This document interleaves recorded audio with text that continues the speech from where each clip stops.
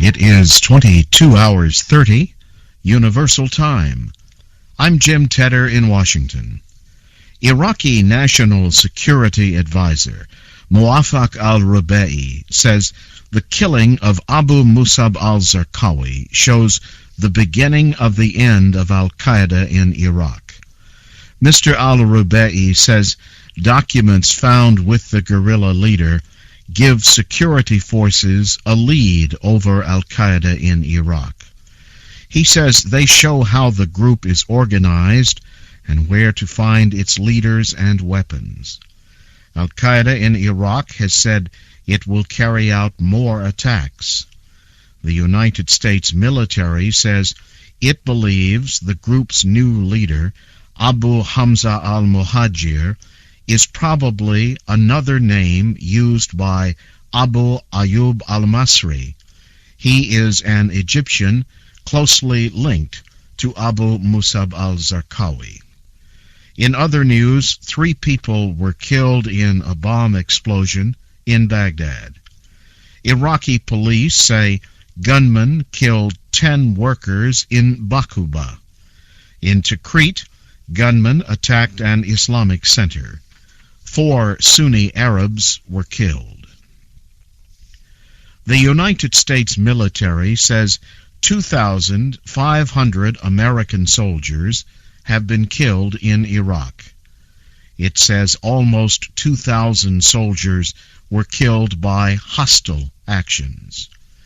Military officials also said that more than 18,000 American soldiers have been wounded in Iraq. Tens of thousands of Iraqis have been killed since the United States invasion in 2003. A spokesman said President Bush feels concern for the families of those who died. Russian President Vladimir Putin says he is pleased with Iran's reaction to an offer made by Russia and 5 other countries.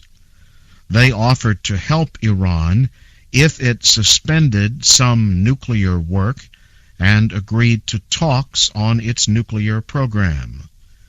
Mr. Putin spoke after a meeting with Iranian President Mahmoud Ahmadinejad in China. The Russian leader said Iran is ready to enter talks about its nuclear program in the near future.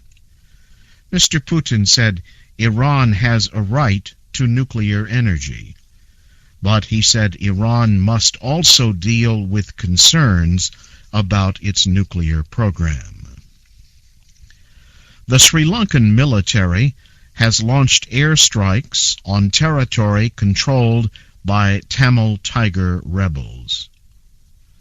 Reports say military airplanes attacked rebel targets near the eastern town of Mullaitivu. A Sri Lankan government spokesman blamed the rebels for a landmine attack on a passenger bus in Anuradhapura. At least 64 people were killed. At least 80 others were wounded. The main Tamil rebel group denied responsibility and condemned the attack. A powerful explosion outside Kandahar has killed at least 8 Afghan civilians and seriously wounded 15 others. Afghan police say 10 people were killed, but a spokesman for the governor of Kandahar says 8 people died. Police say a bomb hidden on a bus caused the explosion.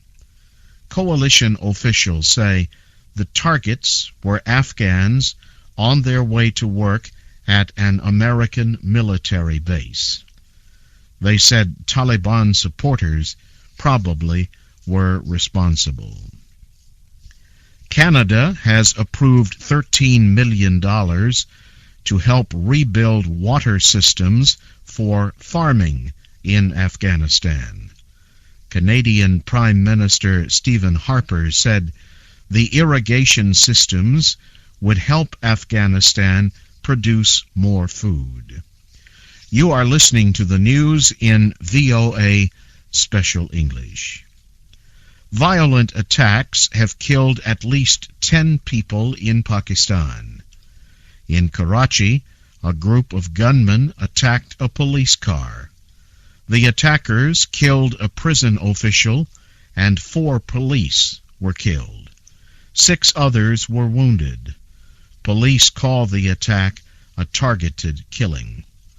A bomb killed 1 soldier in North Waziristan. Earlier, a landmine killed 2 troops in the same area. Local officials say a woman was also killed and 2 others wounded when the soldiers returned fire because of the explosions. The Iranian and Russian presidents and the leaders of 5 other countries met Thursday in Shanghai. They discussed security and economic issues. They said they agreed to hold joint anti-terrorism exercises. They also agreed to work on blocking terrorism, separatism, and extremism. The Shanghai Cooperation Organization currently includes China, Russia, and 4 other former members of the Soviet Union. The Iranian president attended the meeting as head of an invited observer nation. Israeli forces have killed 3 Palestinians on the country's border with the Gaza Strip. The Israeli military says the 3 were attempting to prepare a bomb attack. News reports say the 3 belong to the group Islamic Jihad. Earlier, the Islamic group Hamas called for a new ceasefire with Israel. Hamas spokesman says it is prepared to control militants who are firing rockets at Israel if Israel stops attacks on Gaza first. Also Thursday, suspected militants in the Gaza Strip fired at least 5 rockets into southern Israel.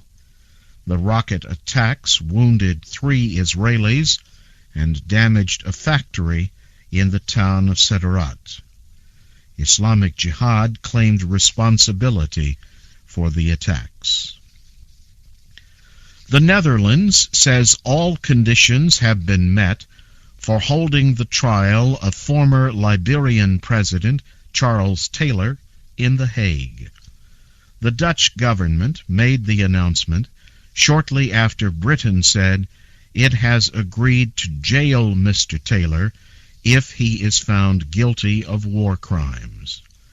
A United Nations-aided court in Sierra Leone has charged the former president with war crimes and crimes against people.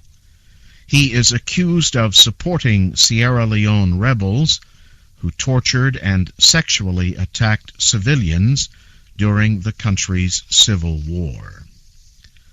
Fighters loyal to Somalia's Islamic courts have seized control of another town.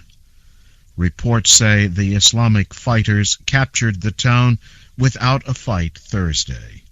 It is near the Somali border with Ethiopia. Also Thursday, the United States is opening an international meeting in New York to discuss the situation in Somalia. Briefly, here again is the major news of the hour. Iraqi National Security Advisor Muaffaq al-Rubai says the killing of Abu Musab al-Zarqawi shows the beginning of the end of al-Qaeda in Iraq. A powerful explosion has killed at least 8 civilians in southern Afghanistan. And the Sri Lankan military has launched air raids on territory controlled by Tamil Tiger rebels. And that's the news in VOA Special English. This is Jim Tedder reporting.